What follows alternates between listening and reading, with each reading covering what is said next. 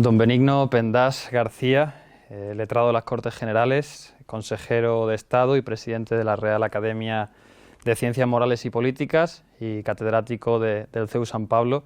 Muchas gracias por concedernos esta entrevista, este rato, y muy bienvenido a la que es su casa. Pues muchas gracias a vosotros. Efectivamente tengo la agradable sensación de estar invitado en mi propia casa. Estoy muy a gusto y muy contento de acompañaros. Don Benigno, el pasado 30 de mayo, jueves, se aprueba definitivamente la ley de amnistía y desde ese momento, y ya desde momentos previos en su tramitación, se habla de que ha supuesto un síntoma de una crisis institucional generalizada que afecta a todos los pilares del Estado y que en el marco de la tramitación de dicha ley se ha producido un claro intento de control del poder político al poder judicial. En acuerdos de investidura, en intervenciones parlamentarias, de manera recurrente, se ha utilizado el término lawfare, esa utilización política de la justicia, utilizar la justicia como herramienta política. Se ha acordado la creación de comisiones de investigación para supervisar la actuación de los jueces. Desde el Ejecutivo se han llevado a cabo ataques recurrentes al Poder Judicial por su interpretación de las leyes en las últimas legislaturas, especialmente y de manera muy clara con la ley del solo sí es sí, y se habla incluso de una modificación política del sistema de acceso a la judicatura. Se está produciendo una sensación generalizada de que existe un conflicto entre los poderes del Estado. ¿Está suponiendo esta situación una crisis reputacional del sistema en su conjunto? Pues mira, para quienes hemos dedicado lo mejor de nuestra vida profesional a la defensa de la España constitucional, del Estado de Derecho, de las instituciones democráticas, pues estamos en una situación sin duda preocupante. Preocupante porque da cierta sensación de que algunos de los elementos nucleares, de los pilares, de los fundamentos de ese Estado de Derecho están puestos en cuestión por razones además puramente coyunturales, es decir, por necesidades inmediatas de obtener una investidura o por la búsqueda de votos para la aprobación de una norma determinada. Yo creo que hay que defender con firmeza las convicciones en el sentido de que el Estado de Derecho es la forma de la civilización jurídica, es decir, no se puede vivir si no es bajo el imperio de la ley. Y eso requiere un respeto escrupuloso a la división de poderes. La división de poderes existe históricamente, sus grandes clásicos, desde Aristóteles en principio, y luego pues Locke, Montesquieu sobre todo, etcétera, para evitar que una sola persona o un grupo de personas dominen todos los resortes y todos los medios de acción del Estado y, por tanto, para que puedan ser objeto de control por parte de otras instituciones. El Poder Judicial tiene un papel determinante, como es natural en este tipo de planteamiento. Un Poder Judicial independiente, un Poder Judicial que actúe sujeto solo al imperio de la ley, un Poder Judicial que actúe como debe imparcialmente, es fundamental para el Estado de Derecho. La crítica es legítima, naturalmente, a las sentencias, pero lo que no lo es la presión, la búsqueda de ventajas a base de instrumentos que no son jurídicamente adecuados. Y en definitiva yo creo que todos los que nos movemos en el mundo del Estado de Derecho sentimos una fuerte preocupación por esta cuestión. Bien es cierto, y lo digo porque soy por definición una persona optimista, creo que el pesimismo es estéril en buena medida, no ayuda a resolver los problemas, es a veces una actitud puramente estética. Yo soy positivo en el enfoque de los problemas personales y de los problemas sociales y políticos. Bien es cierto, decía, que el sistema está demostrando su resistencia. Es decir, creo que el Poder Judicial está aguantando muy bien ese tirón político, toma las decisiones que tenga que tomar, unas veces gustarán más, otras veces gustarán menos.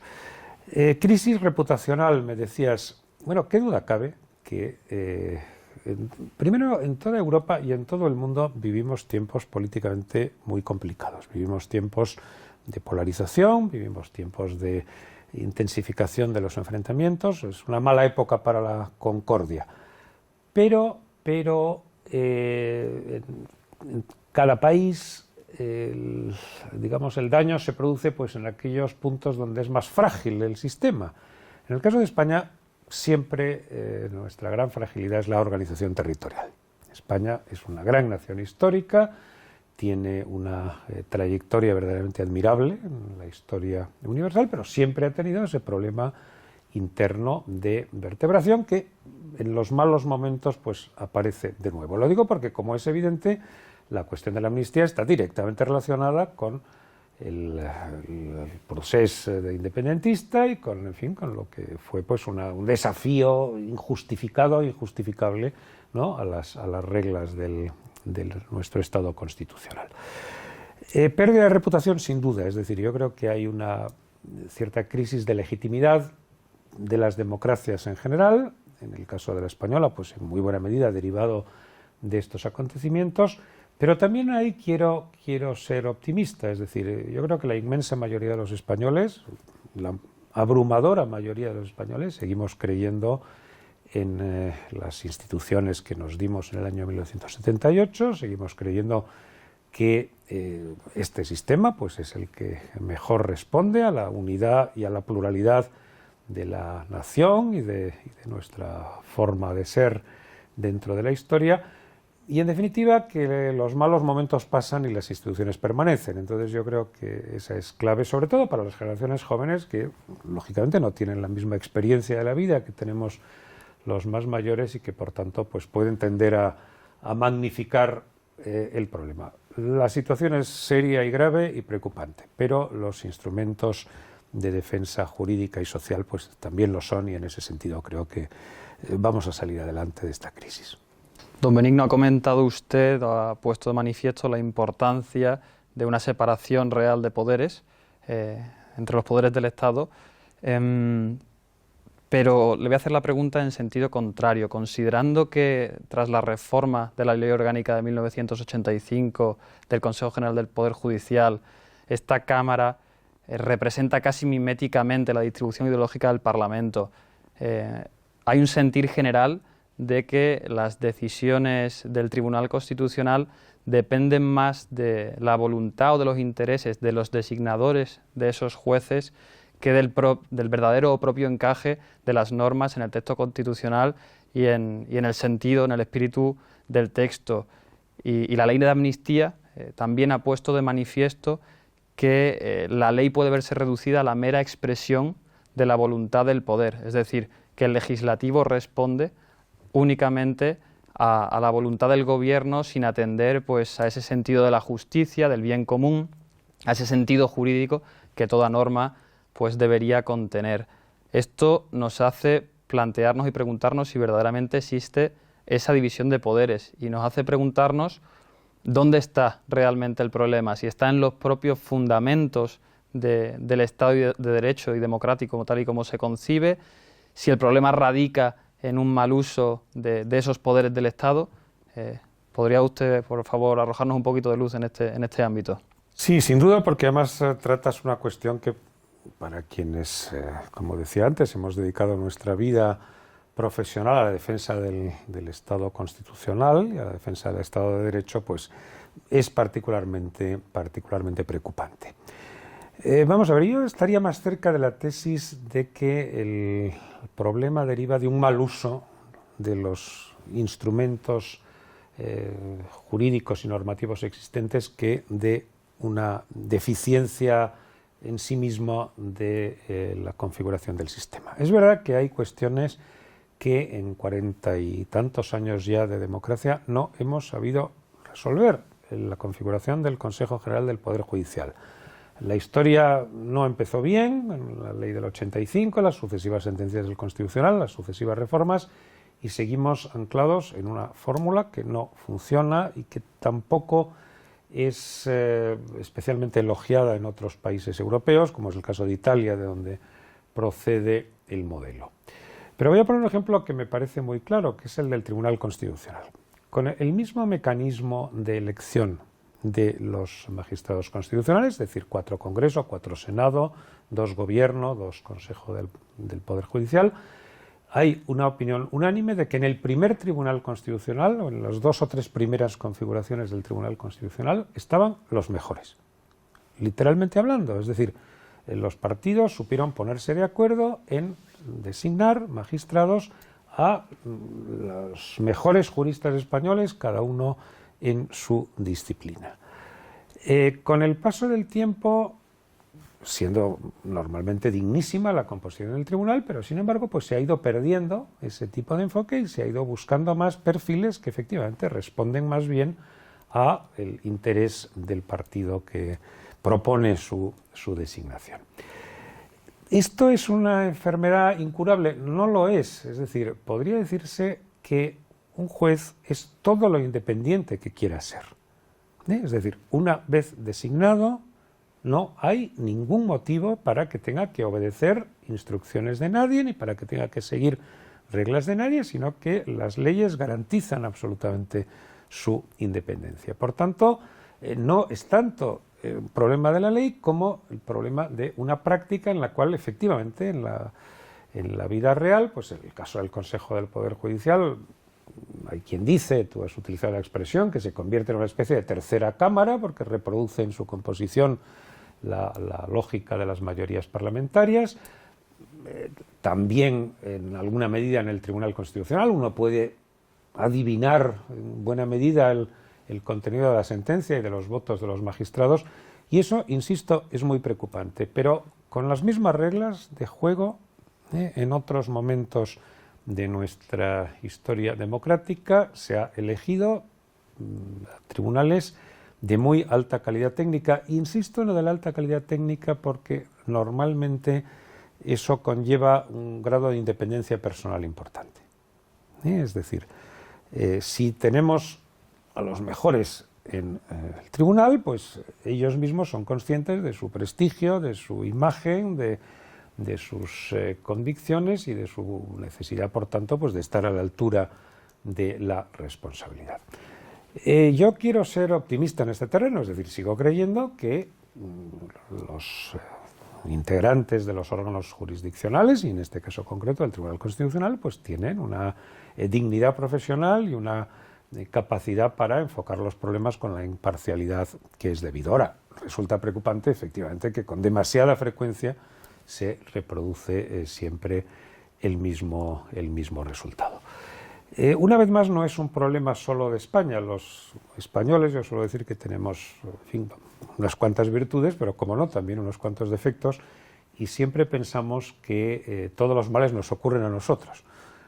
Hay que preguntar, yo lo hago con frecuencia, pues a nuestros colegas de otros países europeos, americanos, etcétera, y las críticas que se oyen en países muy importantes sobre su propia clase política, sobre la composición de los tribunales, sobre la partitocracia, sobre el deterioro del sistema, son muy parecidas y a veces incluso peores que las que utilizamos aquí. Por tanto, yo lo he dicho en más de un foro y a muchas personas con capacidad para decidirlo.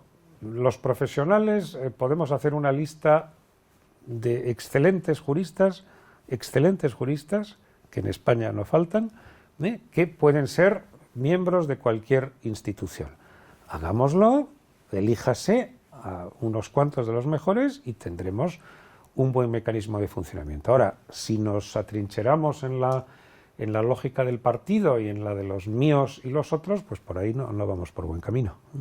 Últimamente, don Benigno, se está tomando por costumbre legislar en contra de la autoritas, de ese saber socialmente reconocido que decía Álvaro Dors, es decir, de tramitar y aprobar esas normas en contra de los informes preceptivos, aunque no vinculantes, del Consejo General del Poder Judicial, del Consejo de Estado, de los letrados de las Cortes, en contra también de las declaraciones públicas de las asociaciones judiciales mayoritarias, y las consecuencias prácticas nos están demostrando el error que supone prescindir de este saber socialmente reconocido a la hora de legislar.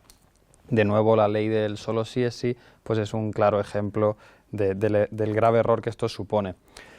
Como hemos comentado, además, la ley pues da la sensación de que está siendo vaciada de su sentido jurídico, de ese sentido de la justicia, para ser expresión de la voluntad y de los intereses del poder temporal, ¿no? De ese gobierno, de esas mayorías ideológicas coyunturales, más que ser pues ese ius que necesita toda lex, ¿no? ¿Cree usted que esta erosión del sentido jurídico de las normas puede suponer o está suponiendo ya de facto una pérdida o una crisis de autoridad de la norma y del Estado de Derecho en su conjunto?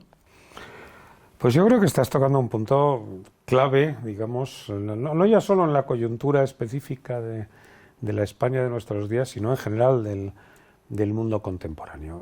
Antes utilizabas la expresión bien común que yo creo que tenemos el deber de recuperar, ¿no? En su formulación clásica o en su faceta quizá más actual de interés público o interés general. Es decir, es verdad que la ley tiene que responder al interés general, tiene que responder al bien común y no a intereses puramente coyunturales que además por su propia naturaleza sirven para un momento determinado y al día siguiente ya no sirven.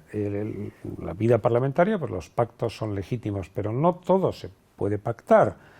Hay un proceso de degradación del propio texto constitucional, es decir, la Constitución es muy rígida en el sentido de que es muy difícil de modificar y yo creo que fue una buena decisión de los constituyentes, pero se demuestra cada día en la práctica que se elude la Constitución, es decir, no se toca el texto, pero se buscan, digamos, fórmulas paraconstitucionales o al margen de la Constitución, incluso pues a través de leyes de rango inferior a la Constitución, pues se producen modificaciones materiales. Yo creo que la ley de amnistía es un caso bastante notable de ese fenómeno de degradación constitucional, probablemente primero porque la amnistía no está en la Constitución, pero añado además, incluso si técnicamente o jurídicamente pudiera aceptarse el contenido de la ley de amnistía, yo creo que desde el punto de vista de la legitimidad causa un grave daño al sistema. Es decir, los hechos tienen consecuencias, las actuaciones ilegales deben ser objeto de respuesta por parte de una sociedad que se respete a sí misma y por tanto aquí no ha pasado nada y además sin ninguna ventaja inmediata, es decir, no da la sensación de que eso haya producido una mejora de la concordia ni una mejora de la convivencia en absoluto, pues eso no solo no sirve para nada, sino que rompe los fundamentos del sistema. Pero volviendo un poco al tema jurídico.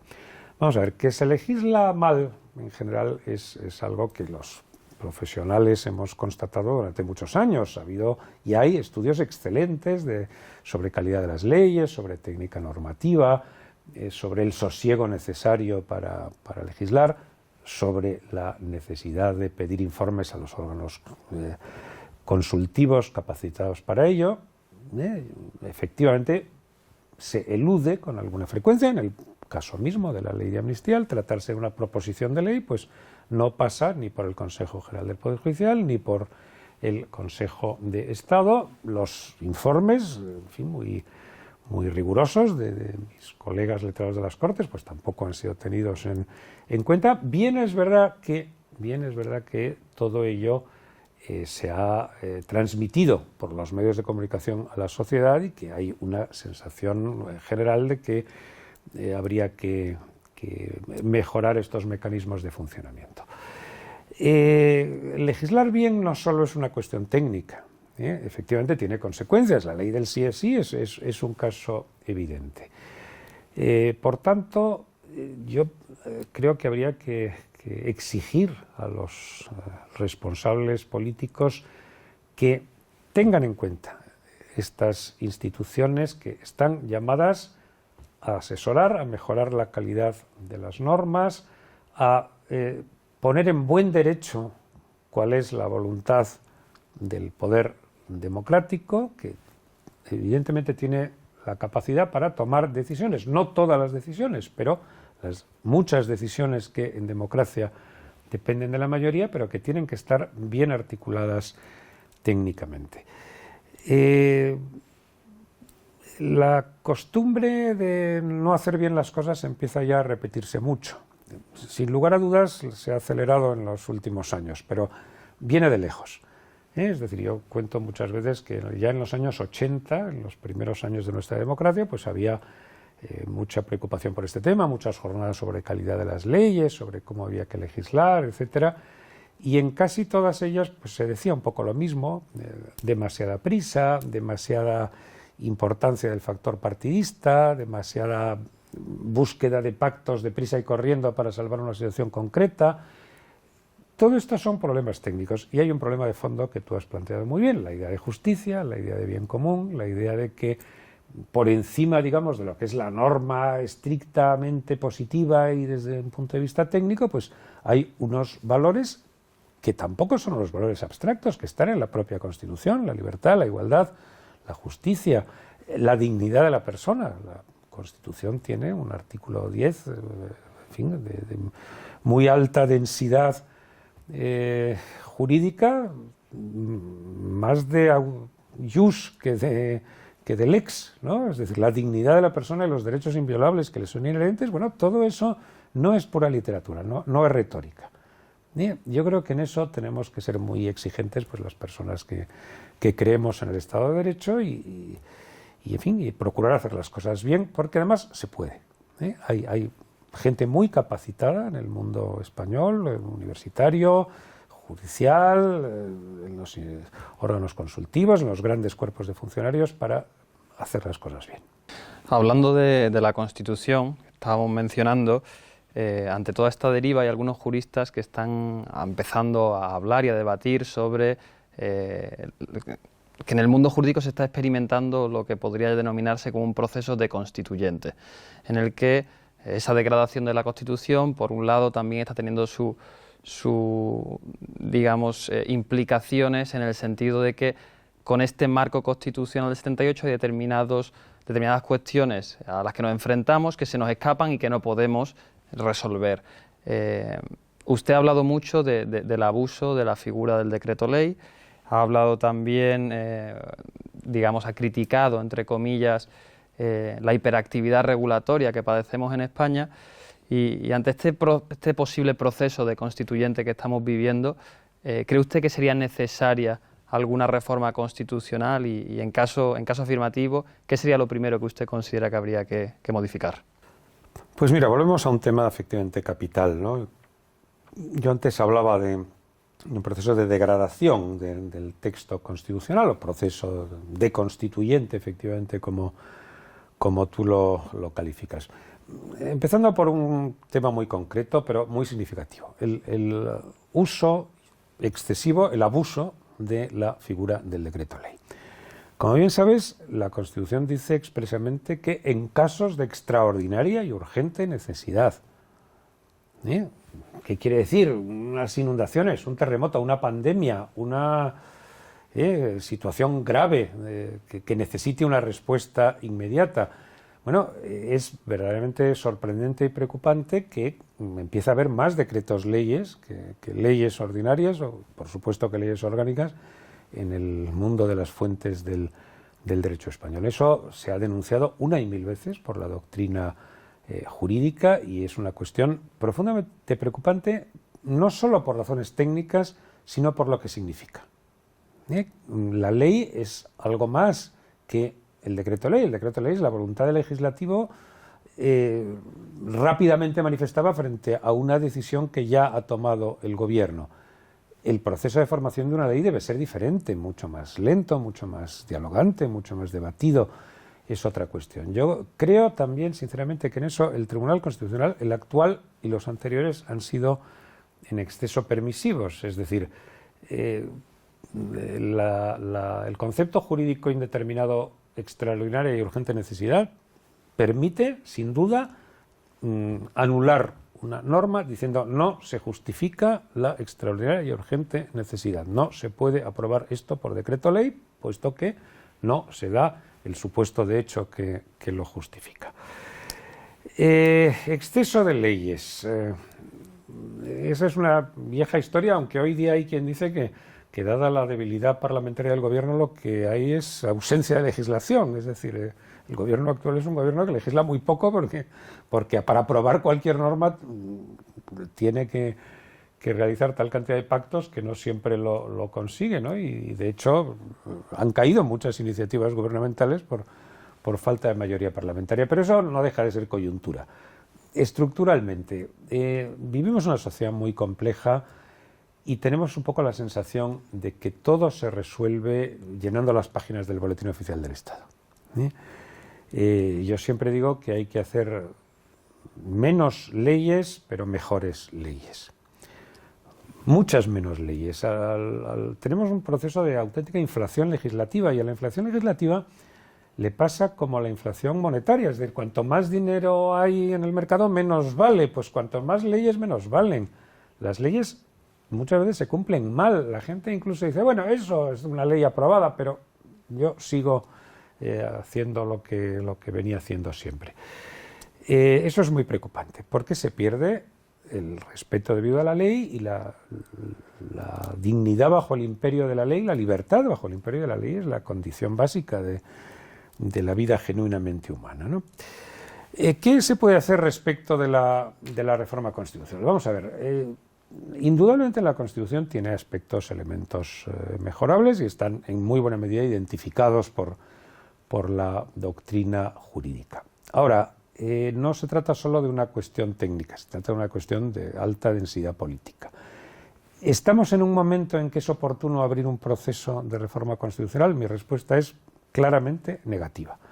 Es decir, la Constitución se hace en el 78 con lo que llamaba Ortega y Gasset, ¿no? Pues un proyecto sugestivo de vida en común. ¿Qué queríamos los españoles en el 78? Pues vivir en un Estado de Derecho, incorporarnos a las instituciones europeas, empezar una etapa nueva de concordia y convivencia. Teníamos un proyecto, en fin, compartido por una muy gran mayoría de los españoles. ¿Tenemos ahora mismo un proyecto parecido? Me temo que no. Me temo que no. Es decir, abrir un proceso de reforma constitucional puede llevar a cuestionar desde la forma política del Estado. O sea, abrir el debate monarquía-república, que no tiene ningún sentido en la medida en que la corona pues, es una de las instituciones que está cumpliendo con ejemplaridad sus funciones constitucionales. El debate territorial está abierto en canal en muy buena medida. Tenemos una solución compartida, ya no digo por todos, que es imposible, pero por una mayoría de un 60 o 70% de españoles. Me temo que no. Y como eso, otras muchas cuestiones, ¿no? Entonces, abrir un proceso constituyente ahora mismo puede ser más beneficioso para quienes no creen en el sistema que para quienes creemos en él y lo defendemos. Hay que tener los trabajos hechos, yo lo suelo decir, ¿no? Y en muchos grupos de trabajo en el mundo jurídico pues hemos hecho más de una vez pues proyectos o borradores, para ser exactos, de reforma constitucional posible, que en su día pues habrá que sacar del cajón y ponerlos en la mesa. Ahora mismo, con la composición que tenemos en el Parlamento, con la polarización de la vida política, pues me temo que sería un error importante, solo, insisto, beneficioso para quienes, cuanto peor mejor, ¿no? Que bueno, pues vamos a ver si con esto pues le damos el golpe de gracia al sistema. Vuelvo a repetir que no es un problema solo español, es decir, yo hablo mucho y en fin, mantengo relación académica permanente pues con colegas de otros países y las quejas son muy grandes en todas partes. La sociedad efectivamente está muy polarizada, muy encrespada. Los políticos, en lugar de contribuir al sosiego y a la concordia, pues contribuyen a tener a la gente, digamos, en un estado de tensión permanente, pues con declaraciones fuera de lugar, con desprecios y descalificaciones del adversario. Eso no puede ser. En democracia, pues todos tenemos algo que decir, todos tenemos derecho a decirlo. La oposición es tan importante como el gobierno en una democracia y por tanto, pues habrá que ser, insisto, muy exigentes en ese terreno. ¿Ventajas? sigo creyendo que el Poder Judicial resiste muy bien el embate, sigo creyendo que tenemos unos medios de comunicación que, bueno, pues unos le gustarán uno más, otros menos, pero que dicen lo que estiman por conveniente, de ahí que sería gravísimo cualquier intento de control de los medios de comunicación. Y sobre todo, y yo creo que esa es la clave, tenemos una sociedad que resiste mucho. Es decir, la sociedad española resiste mucho más de lo que a algunos les gustaría. Es decir, es una sociedad con una fortaleza moral, con una fortaleza de esfuerzo, de trabajo, de las grandes clases medias. Ya Aristóteles hace 2500 años decía que en fin, el secreto de una sociedad son sus clases medias, ¿no? Y las clases medias españolas, pues muchas veces olvidadas por las distintas políticas públicas, la familia, los jóvenes, etcétera, pues uno percibe que hay muchos valores positivos que permiten ser, si no optimistas, y desde luego evitar el pesimismo estéril de cara al futuro. Las malas coyunturas pasan, las instituciones quedan, y sobre todo, pues, bueno, la realidad de España, que es una gran nación y un gran Estado, de los primeros, de los primerísimos de toda Europa y por tanto de todo el mundo, y muy capaz, digamos, de aguantar, en fin, estas coyunturas que son, digamos, como una tormenta que, pues luego, como ocurre siempre en la vida, pues las tormentas se disipan y vuelve a la normalidad, y en eso confiamos y esperamos que eso ocurra. Don Benigno Pendas, muchísimas gracias, ha sido un verdadero placer y gracias por acompañarnos en el día de hoy. Gracias a vosotros y hasta cuando queráis. Encantado de haber podido hacer estas reflexiones sobre el presente y el futuro de España. Muchas gracias.